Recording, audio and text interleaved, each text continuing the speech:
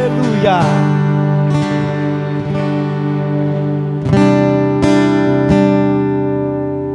Amém. Deus é bom. E o tempo todo Deus é bom. E o tempo todo Deus é maravilhoso. Senta aí um pouquinho em nome de Jesus. Graças a Deus, mais uma noite abençoada na presença do Pai. Amém? Deus é tão maravilhoso e tremendo. E hoje eu tenho certeza que a palavra do Senhor para nós nessa noite será muito pontual aos nossos corações. E é maravilhoso quando nós sentimos isso, sabemos que a presença de Deus, ela é viva e eficaz nas nossas vidas. Quer ficar com o vovô? Vai pregar junto? Isso aí. Vai com a vovó ou vai ficar por aqui mesmo? Amém? Preparados para a adversidade. Amém? Essa é a proposta que Deus colocou no meu coração nesta noite. É o tema que Deus colocou. Preparados para as adversidades. Às vezes nós pensamos que porque estamos na igreja, porque seguimos uma religião, um dogma religioso, nada vai vir contra as nossas vidas. Mas Jesus vai dizer lá em João 16:33, salvo engano, Ele vai dizer assim: no mundo tereis aflição. Ele nunca falou que nós não teríamos aflições, sabia? Rony.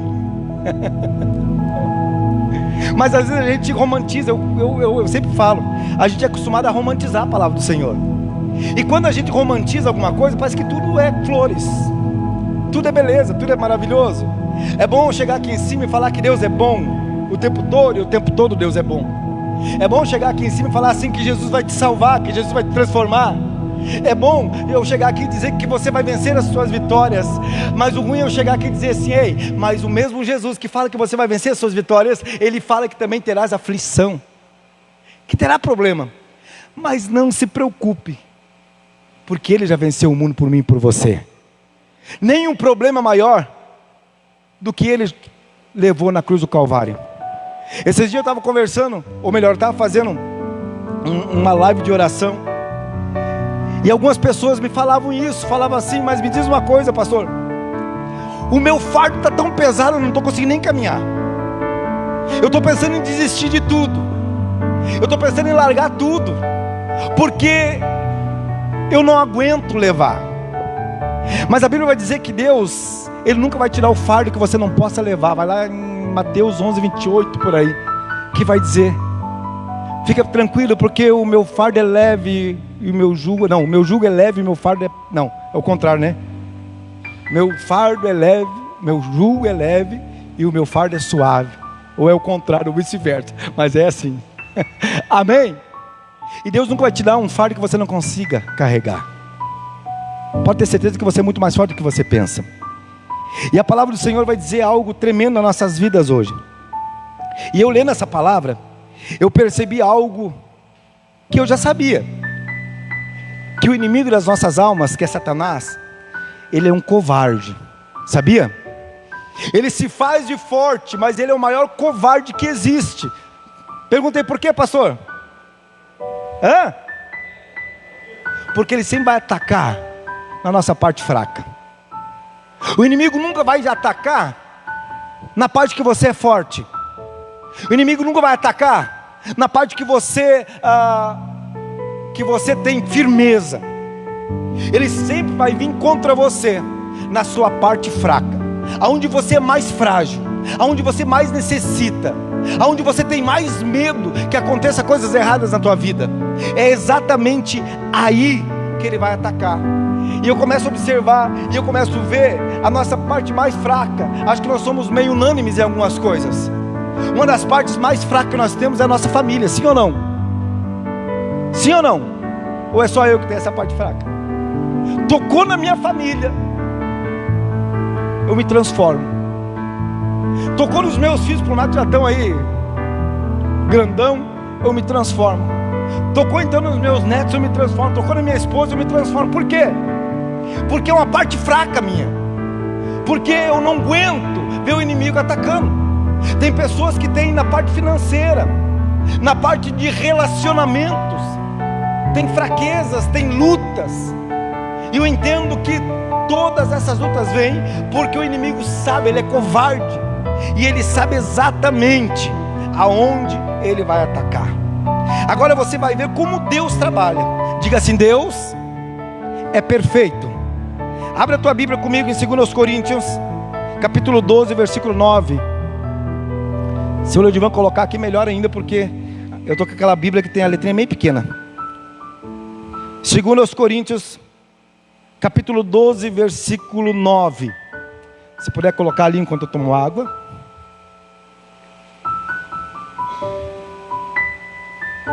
O apóstolo Paulo vai falar algo aqui.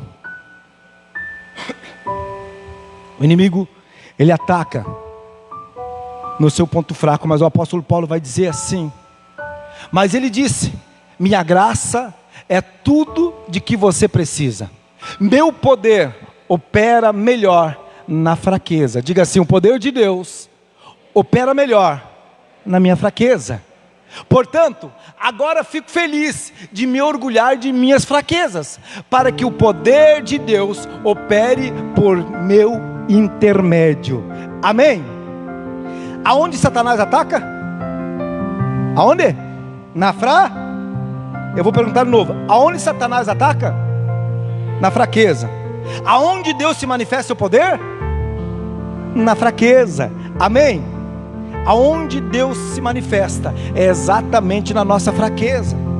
Às vezes nós nos entregamos na fraqueza, porque nós pensamos que no momento que Ele atacar na nossa fraqueza, na parte mais fraca, nós vamos cair.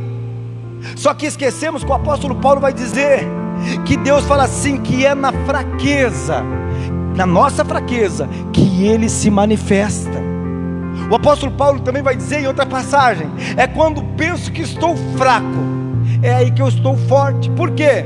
Porque quando eu estou fraco, quando o inimigo se manifesta na minha fraqueza, ele me ataca na minha fraqueza, eu vou buscar a Deus, eu vou dobrar o joelho, eu vou clamar a Ele, e é na minha fraqueza que Deus vai operar.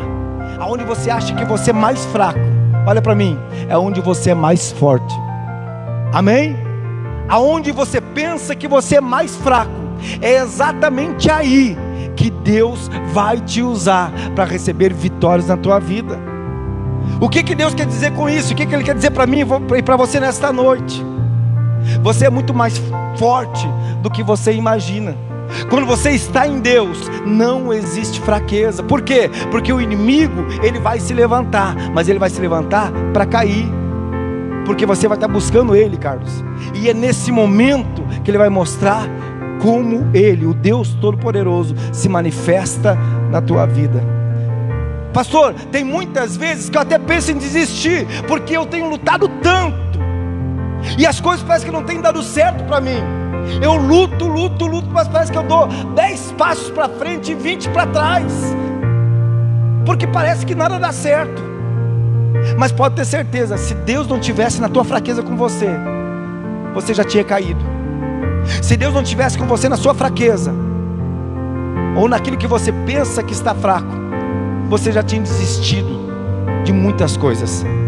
Às vezes você não imagina o que Deus já te deu. Às vezes você tira o poder de Deus pelas tuas perdas. Você pesa Deus na tua vida pelas tuas perdas. Pastor, eu tive tantas perdas já. Mas você esquece de todas as vezes que Deus te deu vitória. E todas as perdas que você teve na sua vida, porque tinha que acontecer. Muitas vezes é nas nossas perdas, nas nossas derrotas, nas batalhas, que Deus nos fortifica, que Deus nos dá mais força para caminhar. É na fraqueza, muitas vezes andando no deserto, que nós nos fortificamos. Muitas vezes Deus vai te direcionar no momento que você pensa que está mais fraco. Quando eu leio essa passagem, quando eu olho para essa passagem, Deus me traz uma outra passagem que está lá no Velho Testamento, em 2 Crônicas, se eu não estou enganado. A Bíblia vai dizer de um rei chamado Josafá. Josafá era um rei muito tranquilo. Josafá era um rei, acho que é um dos mais bonzinhos, que se for ver a ler os reis, vai ver que era o mais tranquilo de todos, era o mais bonzinho de todos. E no momento que ele assume o trono, ele fica sabendo que alguns reinos se levantam contra ele. Ele se acha fraco naquele momento, pastor Ildemar. Ele se acha fraco, por quê? Porque ele está recém começando o seu reinado. E a Bíblia vai dizer que ele não tem um poder bélico, ele não tem um exército, porque não é um homem de guerra. Ele é o rei de Judá, mas ele não é um homem de guerra. É um homem tranquilo, era um homem que conseguia muitas vezes vencer as suas batalhas no falar. Mas quando ele soube que três reinos, se eu não salvo engano, estavam se levantando contra ele, a Bíblia diz que ele teve medo. E não é vergonha nenhuma eu ter medo, não é vergonha nenhuma você ter medo, porque o medo muitas vezes faz com que a gente se precaver, né? Fica precavido. As pessoas que não têm medo, muitas vezes, ela coloca os pés entre as mãos e acaba até se acidentando, até morrendo. Eu lembro que quando eu trabalhava numa empresa aqui, no armazém, muitas vezes eu subia os elevadores, e eu subia correndo aqueles elevadores sem cinto, sem nada. No começo, eu me segurava, parecia aqueles macaquinhos. Chegava a doer a mão assim, mas não podia. Mas com o tempo eu fui perdendo medo. Aí eu começava a subir e descer, até que um dia, naquela certeza que eu estava, que o medo já não tinha mais, eu escorreguei e caí uns 3 degraus. Pela graça de Deus eu consegui me segurar ainda, porque eu ia cair, sei lá, de uns 15, 20 metros, ia sobrar só o farelo de Paulo, só os pedacinhos. Por quê? Porque eu deixei de ter medo. Eu comecei a confiar na minha mão, comecei a confiar nas minhas forças, comecei a confiar na minha experiência. E é muitas vezes, quando nós perdemos o medo e começamos a confiar só em nós, que nós somos derrotados. A Bíblia diz que nesse momento Josafá, quando ele sabia que Deus era com ele, ele sabia que ele era um rei escolhido de Deus, mas quando ele soube que os reinos estavam vindo contra ele, a Bíblia diz que ele teve medo. E nesse momento que ele teve medo, ele se sentiu fraco. Só que, como a gente leu, é na fraqueza que Deus se manifesta nas nossas vidas. Por quê? Quando ele sente medo, a Bíblia vai dizer que ele saiu batendo de porta em porta. Como assim, pastor? Ele batia nas portas das pessoas, um rei. Ele saía e batia e falava assim: ei, o inimigo está vindo contra nós, eu preciso que você me ajude em oração. Batia em outra porta, falava assim: ei, o inimigo está vindo contra nós, eu preciso que você me ajude em jejum. Vamos levantar um clamor, vamos levantar um jejum, porque com as minhas forças eu não consigo. Em outras palavras, eu estou tremendo de medo, mas eu confio no Deus que nos trouxe até aqui. Eu confio no Deus que me manteve de pé até esse momento. Quem sabe muitas vezes você se acha fraco, mas você não tem olhado todas as vezes que Deus já te deu vitória. Você não tem olhado todas as vezes que Deus te manteve em pé em momentos muito piores do que você está passando agora. Eu sei que cada um aqui tem uma história, e eu tenho certeza que eu não conseguiria passar pela prova que você passou, assim como você não conseguiria passar pela prova que eu passei. Porque Deus nunca vai dar algo que eu não consiga levar. Deus nunca vai te dar algo que você não consiga levar, mesmo com medo. Mas quando você tem confiança no Senhor, acontece o que vai acontecer com Josafá. A Bíblia diz que ele, com medo, ele vai chamar, ele vai reunir o povo, e ele vai dizer assim: olha, eu estou com medo. Nós não temos armamento bélico, nós não temos uma arma, nós não temos um exército, e os filisteus estão vindo aí. E os filisteus eram conhecidos como um povo de guerra, um povo ruim. Pensa nos caras ruins, eram os filisteus. E eu não tenho isso. Ele reúne o povo, ele coloca no arraial, e no momento de fraqueza, de dor, de medo, a Bíblia diz que ele dobra o joelho e entrega nas mãos de Deus. Amém? No momento de medo, no momento de opressão, no momento que muitos estavam vendo a derrota, até quem sabe ele estava vendo, ele fala assim: ei, eu não tenho força para isso. Se eu lutar com as minhas forças, eu vou perder. Então, vamos nos ajoelhar, vamos nos reunir, vamos orar e vamos pedir para Deus lutar por nós. A Bíblia diz que enquanto eles jejuavam, eles oravam, alguém se levantou no meio do arraial, tomado pela boca de Deus, falou assim: ei, Deus manda te dizer que não precisa você lutar não, Ele lutará as suas lutas, porque no momento de fraqueza, Ele se aperfeiçoou na sua fé. No momento de derrota, no momento de medo, você não bateu no peito e falou assim: eu sou mais eu vou enfrentar. Não, você falou assim: eu vou deixar nas mãos do Criador, eu vou deixar nas mãos do general, eu vou deixar nas mãos do Rei dos Reis. Não interessa o problema que você está passando, querido. Não interessa o problema que você está passando, querida. Não interessa se você está com medo, quem sabe você olha para frente e você não vê uma solução prévia para os teus problemas. O salmista vai dizer assim, acho que no Salmo 121, vai dizer assim: eleva os meus olhos para os montes, de onde virá o meu socorro?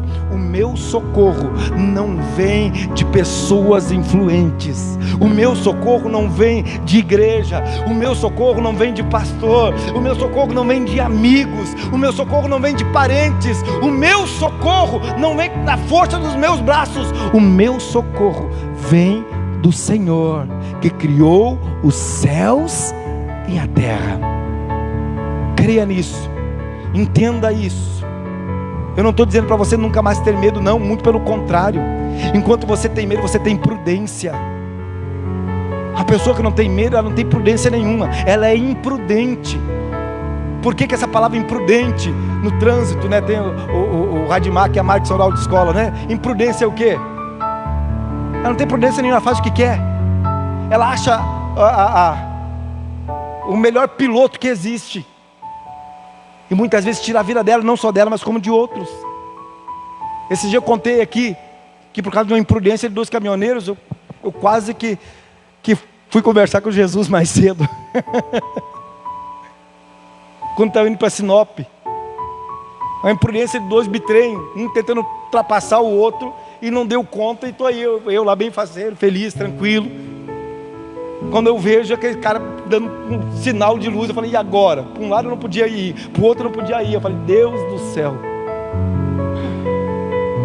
De repente Deus, quando eu falei: Deus, está na tua mão, porque eu não tenho o que fazer. Aí eu olho para o lado, achei um cantinho, eu atravessei contra a mão e saí do outro lado da pista.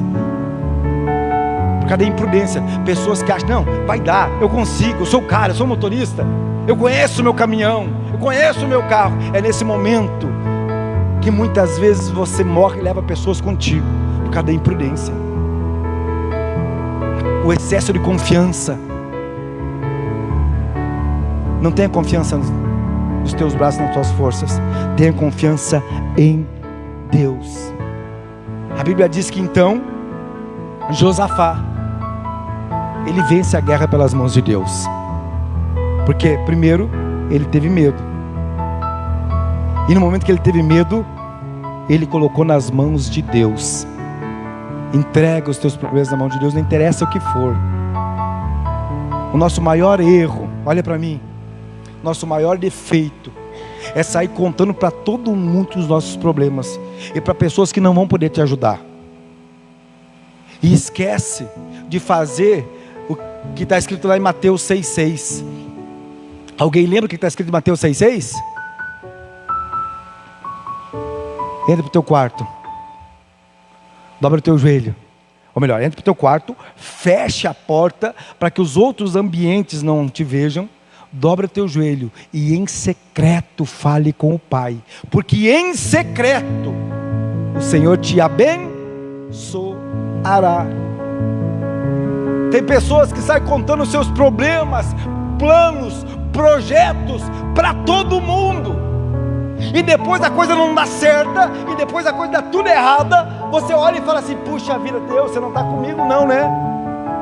Deus vai dizer: claro que eu estava, mas você preferiu contar para os outros do que para mim. A Bíblia vai dizer assim, que Deus está sentado no alto e sublime trono, amém? Mas quando um justo ora, ele se levanta do seu trono, ele caminha até onde você está, e Ele inclina os seus ouvidos para ouvir a sua oração. Então por que você vai contar para os outros os teus problemas? Se Deus está esperando para você clamar, para Ele inclinar os seus ouvidos para ouvir a tua oração. Por que você reclama muitas vezes que as coisas não dão certo para você? Porque todo mundo sabe dos teus problemas, todo mundo sabe das tuas derrotas, todo mundo sabe dos teus planos, dos teus projetos. Comece a confiar mais em Deus, comece a contar somente para Ele. Pastor, eu estou com meu coração que eu não me aguento, eu preciso me abrir com alguém. Então se abra para Deus, pô. Você não crê em Deus? Quem crê em Deus aqui levanta a mão. Então se abra para Ele. Para de contar a tua vida por aí. Para de contar os teus planos, os teus projetos por aí. Para de contar as tuas derrotas por aí. Porque às vezes você perdeu uma batalha, mas escute, você ainda não perdeu a guerra. Todos nós perdemos batalha na nossa vida, mas a batalha muitas vezes nos serve de aprendizado. Eu estou lendo um livro chamado do Kim Ksu. Oh meu Deus, esqueci o nome do livro. Arte da Guerra. Alguém já leu? Arte da Guerra é um livro secular, mas é tremendo. Esse livro foi escrito antes de Cristo ainda. E esse livro nos ensina que muitas vezes é quando nós perdemos uma batalha que nós aprendemos a vencer ele na frente. Por quê? Porque um exército, quando ele perde uma batalha, ele se recolhe e ele se refaz. Como assim? Ele vai olhar aonde eles erraram. O seu capitão vai olhar aonde errou na batalha, o que fez ele perder aquela batalha. Então ele vai ressignificar algumas coisas no seu batalhão. Ele vai olhar onde errou, e ele vai voltar para mais uma batalha, e certamente ele vai vencer. Por quê? Porque ele aprendeu com os erros que ele cometeu na derrota na primeira batalha. Amém ou não amém? Tem alguém aí? Muitas vezes Deus permite que a gente seja derrotado, porque às vezes a gente está muito dono de si. Às vezes a gente se acha muito. A gente acha que nós, que nem o He-Man, eu tenho a força. Mas a força não está comigo, a força está com Deus, e é através da força dele que eu venço. Muitas vezes Deus permite a batalha ser derrotada, para que eu possa levantar e seguir. Deus permite que eu me sinta lá no chão, fraco, derrotado, envergonhado muitas vezes, para mostrar para mim e para você que nós somos dependentes dele e não de nós mesmos. Amém? A palavra é muito sucinta e muito direta nessa noite, porque eu quero orar. Eu quero orar um pouquinho mais depois da palavra, porque eu quero em nome do Senhor Jesus liberar uma palavra profética para a sua vida.